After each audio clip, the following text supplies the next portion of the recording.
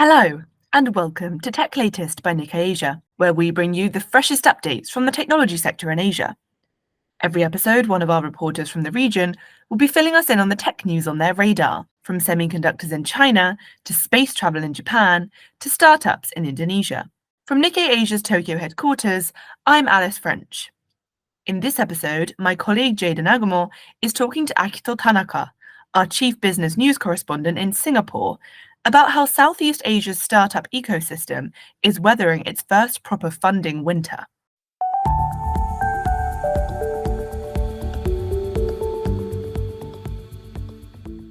Hi, Akito. Thank you for joining us today. Hello, Jada. Thank you for having me. So you've been covering Southeast Asia's startup industry for a couple of years now and have witnessed firsthand how the COVID pandemic and all of the market changes that came with it impacted the ecosystem. Most recently, you've been following the region's so-called funding winter and how startups have been navigating it. Can you talk a little bit about what this funding winter is and what triggered it? Yes, of course. Before I go into the funding winter, let me briefly explain the funding summer, so to say. Southeast Asia's startup funding ballooned more than 20 times between 2014 and 2021. And the center of this, or the one that ignited this boom, was SoftBank Group and its Vision Fund. They started investing in these companies in Southeast Asia from around 2014.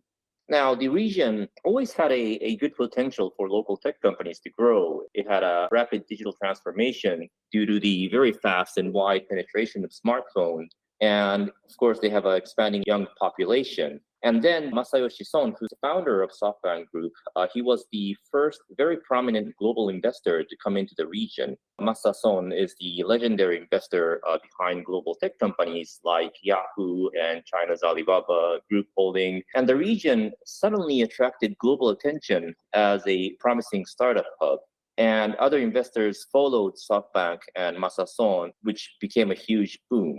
But at the end of 2021, the global stock market declined sharply, and high interest rates, obviously, worldwide followed this. With this, many listed tech companies' share stock came down, making it very hard for many startups to go public and for VCs to make them go exit. And VCs, including SoftBank Group, suddenly raised the criteria for investment, making startups very hard to raise extra funds.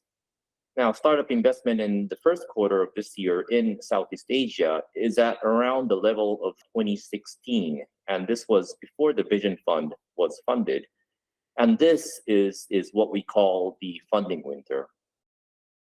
I see. So the current shortage of funds is really in sharp contrast to what you say is the funding summer. And you mentioned SoftBank's Masayoshi Son, who injected millions into the newest and most exciting companies in Southeast Asia. Which startups have benefited from the Vision Fund and how are they doing right now?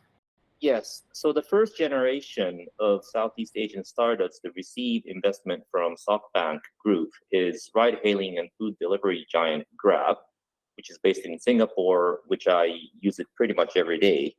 And the other one is Tokopedia. This is an Indonesian e-commerce company. Both of them raised billions of dollars from SoftBank and SoftBank Vision Fund. And Vision Fund, by the way, is a mega venture capital fund that SoftBank Group established in 2017. Now, Grab went public in the NASDAQ in December 21. And this is just before, or maybe I should say at the start of the tech stock decline. Their stock has been slumping since it went public, and they've been pretty much cutting costs since then to make a profit. And Grab finally posted a quarterly net profit in the latest quarter, but the investors didn't really take this as a sign of growth, and their stock were sold off the next day that they announced the historical profitable quarter.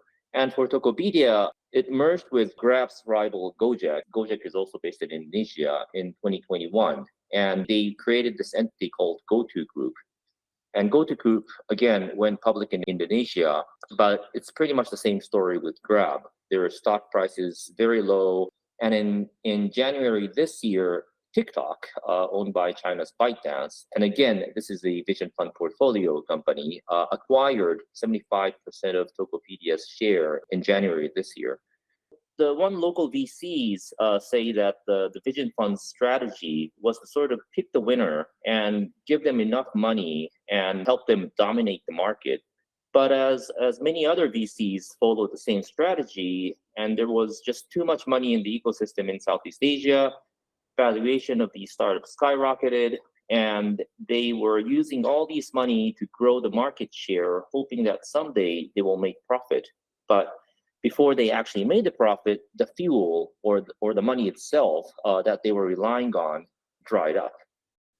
I see. So Grab and both GoTo seem to really be having some difficulty after going public. And of course, it's not just Southeast Asian startups that are struggling to raise funds right now, but it does seem like they are in a precarious situation.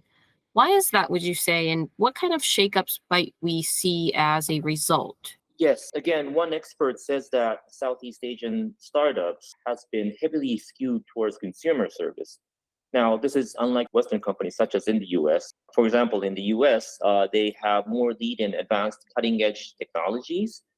And we are seeing this in areas such as generative AI. But many companies in Southeast Asia had little or not so much differentiator themselves from their rivals. Now, this will lead to a funding race as companies aim for growth at all costs.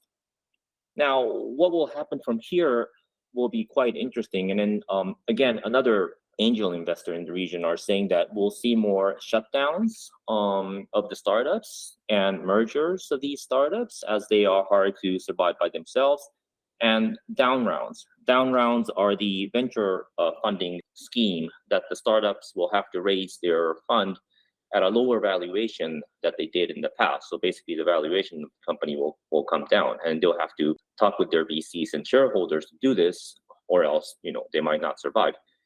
And there's even a rumor of big tech companies going into consolidation. The rumor of Grab and GoTo merging is sort of always up in the air.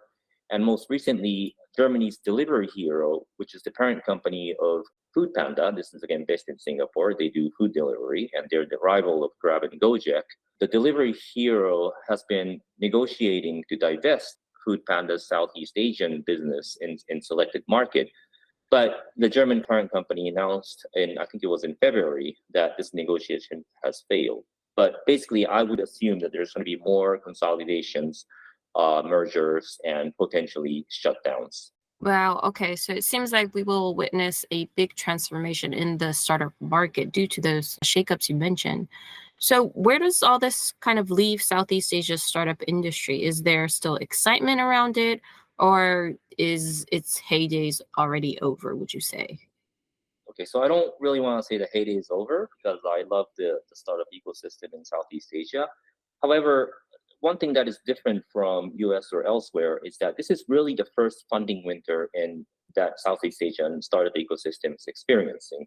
So unlike the US, so in the US or in Silicon Valley, they've experienced a comeback from the dot-com bubble and Lehman crisis or financial crisis in the past, and entrepreneurs and local VCs have witnessed these downturns, and they've successfully came back from these difficult times. But entrepreneurs, and especially local VCs, the new ones in Southeast Asia, they've never experienced this funding winter before. And even the experts here seems to be struggling when the investment volume and investment dollars will come up. One prominent VCs in the region said something like 2030 maybe, but we'll really have to see how it goes. On sort of the bright side, it still doesn't show in the overall data, but there are signs of VCs showing more interest in early stage companies. So these are young companies, and this is a very good sign. If you look back the global history of startup, this shows that once that can survive the winter, will grow very strongly. You could say something like Amazon. They've experienced a dot-com bubble, but they survived, and now Amazon is a very successful company.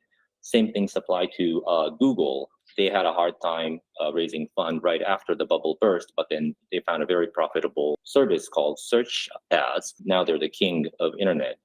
And even Tesla, right? electronic vehicle company, Tesla. They had a very hard time raising funds during the Lehman crisis, but they survived, and then they're now the leader in global EVs. And also, one more important thing is that the VCs and investors that invest during this low period are the one that make the most money in the future. So I do believe that Southeast Asian startup ecosystem will survive this winter, and spring and potentially summer will come after that. Now, on this week's Nikkei Asia's big story, which I wrote with my colleague in Singapore, we'll go into more details about the Vision Fund in Southeast Asia and the first funding winter in the region. This feature story will be released tomorrow, so please check it out on the Nikkei Asia website. Thank you so much, Akito, and I'm excited to read your story tomorrow. Thank you.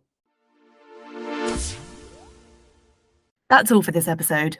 You can read more of Akito's reporting, including his feature story on today's podcast topic, on Nikkei Asia's website, asia.nikkei.com. And if you like what you hear, why not subscribe to our weekly Tech Asia newsletter, which will be delivered to your inbox every Thursday. There's a link to sign up in the show notes. And whilst we've still got you, if you're enjoying Tech Latest and would like to support us, please do give us a follow on whichever podcast platform you use. We also really appreciate any reviews you can leave, as these help new listeners to find our episodes. Thank you for listening, and check back in next time for more updates on the tech trends that matter.